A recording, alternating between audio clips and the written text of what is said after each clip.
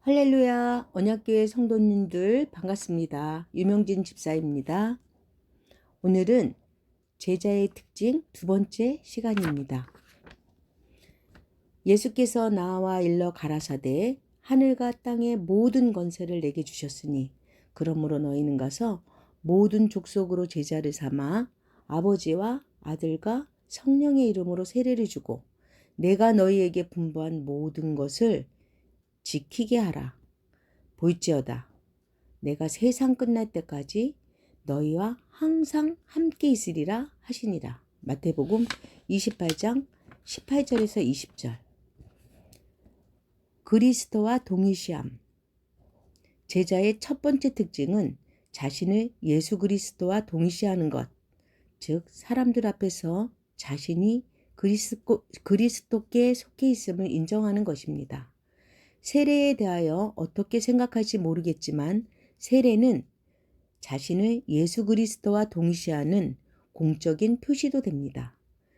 세례를 받는 것은 나는 예수 그리스도의 입장에 서며 예수 그리스도의 편에 서며 그에 속해 있다고 선언하는 의미가 있습니다. 친구 한 사람이 자신의 댈러스에서 그리스도께로 인도한 어느 유대인 이야기를 한 적이 있습니다. 그는 몇 주 후 그리스도를 믿지 않는 다른 유대인에게 자기가 전도한 유대인 이야기를 했습니다. 그 이야기를 들은 불신자 유대인은 그 사람 세례를 받았던가요? 하고 물었습니다. 그 친구가 아직은 안 받았다고 대답하자 그 사람 결코 벼터내기 못할 겁니다. 라고 했습니다. 얼마 후 구원받은 그 유대인이 세례를 받자 그의 가족들은 그와의 가족관계를 끊어버렸습니다. 그가 공적으로 자신을 예수 그리스도와 동일시했기 때문에 생긴 결과였습니다. 내가 만일 내 입으로 예수를 주로 시인하며 또 하나님께서 그를 죽은 자 가운데서 살리신 것을 내 마음으로 믿으면 구원을 얻으리니 사람이 마음으로 믿어 의에 이르고 입으로 시인하면 구원에 이르리라. 로마서 10장 9절 10절. 예수 그리스도와 공적으로 동일시하는 것입니다. 예수님은 누구든지 사람 앞에서 나를 시인하면 나도 하늘에 계신 내 아버지 앞에서 저를 시인할 것이요. 마태복음 10장 32절라고 약속하셨습니다. 한 친구 뉴욕시 유대인 로터리 클럽의 500명 청중 앞에서 연설을 한 빌리 그레함을 따라갔던 이야기를 해준 적이 있었습니다. 그는 빌리 그레함 같은 전도자가 예수님을 안 믿는 유대인 클럽에서 도대체 무슨 말을 할지 궁금했습니다. 차례가 돌아오자 빌리 그레함은 자리에서 일어나서 그리스도 구약 예언들의 성취라는 제목으로 연설을 했습니다. 연설이 끝나자 청중들은 기립해서 열렬한 갈채를 보냈다고 합니다. 그는 부끄럼 없이 자신을 예수 그리스도와 동일시했던 것입니다. 어느 날 예수님은 제자들에게 너희는 나를 누구라 하느냐고 물었습니다. 베드로가 대답했습니다. 주는 그리스도이시이다. 마가복음 8장 29절. 그분의 모든 사역이 이 한 말씀으로 기결이 되는 것 같습니다. 그러나 놀라운 것은 그 다음 말씀에 있습니다. 인자가 많은 고난을 받고 장로들과 대제사장들과 서기관들에게 버림받아 죽임을 당하고 사흘 만에 다시 살아나야 할 것을 비로소 저희에게 가르치시되 마가복음 8장 31절. 조금 후 주님은 무리와 제자들을 불러 이르셨습니다. 누구든지 나를 따라오려거든 자기를 부인하고 자기 십자가를 지고 나를 쫓을 것이라. 누구든지 이 음란하고 죄 많은 시대에서 나와 내 말을 부끄러워하면 인자도 아버지의 영광으로 거룩한 천사들과 함께 올 때에 그 사람을 부끄러워하리라. 마가복음 8장 34절에서 38절. 몇 년 전 내가 빌리그레암 전도팀과 함께 있을 때에 어느 날 저녁 전도 집회에서 한 사업자가 그리스도를 영접했습니다.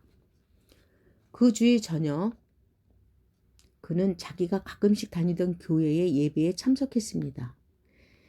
예배가 끝난 후 그는 이 교회의 지도적인 위치에 있는 어느 장로에게 말했습니다. 저는 지난주 야구장에서 열린 빌리그레암 전도 집회에 갔다가 그 자리에서 그리스도를 영접했습니다. 네, 그의 이야기는 저도 들었습니다. 문척 반갑습니다. 그러자 사업자는 그 장로에게 물었습니다. 그런데 장로님, 우리가 거래를 해온 지 몇 년이나 되었지요? 한 23년쯤 될 겁니다. 그동안 계속 그리스도를 구세주로 믿고 계셨었나요? 네, 그렇습니다. 그런데 저는 지금까지 장로님이 제게 그리스도에 대한 이야기는 한 번도 해주신 적이 없는 것으로 생각되는군요. 장로는 고개를 떨고 왔습니다. 사업가는 계속했습니다. 저는 장로님을 존경해 왔습니다. 사실 전 장로님을 무척 존경했기 때문에 그리스도를 믿지 않고도 장로님만큼 훌륭한 사람이 될 수 있다면 나도 구태여 그리스도인이 될 필요는 없겠다고 생각했습니다. 이 장로는 그의 앞에서 선한 삶을 살았던 것은 사실이지만 그런 삶을 살도록 해주신 분과 자신을 드러내놓고 동일시하지는 못했습니다. 훌륭한 사람이긴 했지만 예수 그리스도의 제자로서 지녀야 할 첫 번째 특징은 갖지 못한 사람이었습니다. 예수님께서 우리에게 자기를 부인하고 날마다 제 십자가를 지고 나를 따르라고 촉구하신 것은 무슨 뜻이라고 생각하십니까? 다르게도 생각할 수 있겠지만 나는 그렇게 생각하는 것이 인기가 있을 때나 없을 때나 자신이 그리스도와 동일시하라는 말로 생각합니다. 이것이 할 만한 일이든 그렇지 못한 일로 보이든 그렇게 해야 합니다. 요한계시록 1장 9절에서 요한은 이렇게 말했습니다. 나 요한은 하나님 말씀과 예수를 증거한 까닭에 반모라는 섬에 있습니다. 스톡홀름 경찰국장과 이야기를 나눈 적이 있는데 그리스도인인 그는 한국에서 휴전협정이 쪼인데 당시 판문점에 대표로 파견된 적이 있었습니다. 그는 중공군 포로 몇 명과 면담을 하면서 그들이 본국으로 송환되기를 원하는지 알아보았습니다. 그런데 어느 날 한 포로가 신문관에게 와서 예수 그리스도에 대한 자기의 믿음을 간증한 일이 있었다고 했습니다. 중공군 중에서도 그리스도의 제자가 있었던 것입니다. 잭이라는 내 친구는 핀란드에서 모스크바까지 열차 여행을 하는 길에 몰래 성경을 소련에 들어가려고 계획하고 여행용 가방에 성경을 가득 채웠습니다. 그러나 이것은 국경에서 검문을 하던 소련군 수비대장에게 발각되어 저지를 당했습니다. 수비대장은 꽤 화가 나 있었습니다. 내 친구는 그에게 대체 뭐가 어쩌다는 겁니까? 당신네 나라에 성경 몇 권 가지고 가는 것이 뭐 그리 대단한 문제가 된다고 그러십니까? 라고 물었습니다. 그건 동화책이요. 단지 허무맹랑한 이야기에 지나지 않는단 말이요. 그는 퉁명스럽게 대답했습니다. 소련에는 동화책들이 없습니까? 아, 물론 있어. 그렇다면 몇 건쯤 더 들어온다 해서 문제될 게 뭐가 있습니까?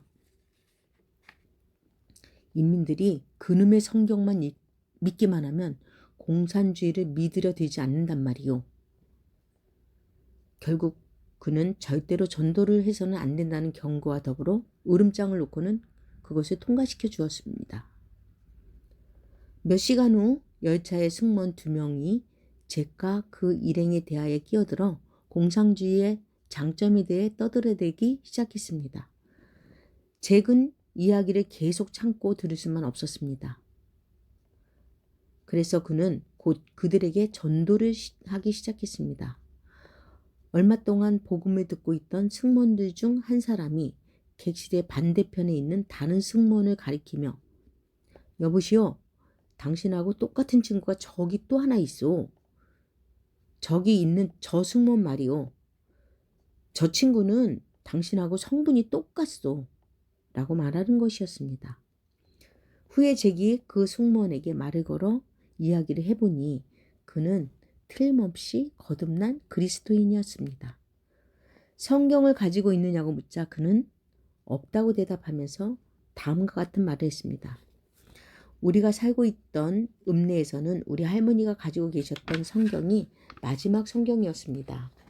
할머니는 그걸 한꺼번에 압수당하지 않으려고 여러 권으로 쪼개어 읍내의 그리스도인들에게 다 나누어 주었습니다.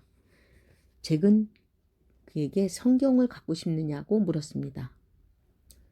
성경을 한 권 건네주자 그는 눈물을 흘리며 거기에 입 맞추는 것이었습니다. 그리고 나서 그것을 압수당하지 않으려고 신문지로 꼭꼭 싸서 감추었습니다. 나는 그 이야기를 들으면서 그 열차에 그리스도인 승무원이 있었다는 것 사실에 놀랐을 뿐만 아니고 동료 승무원들이 그가 그리스도인이라는 것을 알고 있었다는 사실에 더욱 놀랐습니다. 자신을 예수 그리스도와 동일시한 사람의 제자가 그곳에도 있었던 것입니다. 당신이 예수 그리스도를 따르는 자라는 것을 인정할 수 있는 기회를 놓치고 있지는 않으십니까? 이번 주에 맞게 될 첫 기회에 조용히 은혜롭게 그러면서도 드러내놓고 자신을 예수 그리스도와 동일시하기로 결심하지 않으시겠습니까? 나는 이것이 바로 제자의 특징이라고 믿습니다. 어느 날 아침 나는 콜로라도의 스프링스 어떤 세일즈맨 클럽에서 연설을 하게 되었습니다. 그 클럽의 회원들은 각기의 연사들을 초청하여 세이즈가 그들이 하고 있는 일과는 어떤 관계가 있는지에 대해 들었습니다. 나는 그것을 복음과 연관시켜 이야기하기로 했습니다.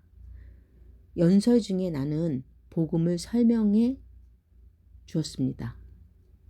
연설이 끝나자 그들은 초대 손님들을 소개했습니다. 그 가운데는 밀 퍼킨스라는 내 친구도 끼어 있었는데 그는 플리머스 승용차 판매원이었습니다. 그 자리에서 처음으로 참석했던 그 친구는 자기 차례가 되자 소개를 받고 그 자리에서 일어서서 여러분, 저는 2년 전에 오늘 여러분들이 들으셨던 것과 비슷한 이야기를 듣고 그걸 샀습니다. 그 후로 제 삶은 변화되었습니다. 라고 말하고는 자리에 앉는 것이었습니다. 나는 속으로는 그렇게 짧은 기회도 놓치지 않고 그 자리에서 자신을 예수 그리스도와 동일시하는 이런 그리스도인들이 과연 몇이나 될까 생각해 보았습니다. 오늘은 여기까지 공부하는 시간을 갖도록 하겠습니다. 언약교회 성도님들 오늘도 승리하는 하루 되세요. 감사합니다.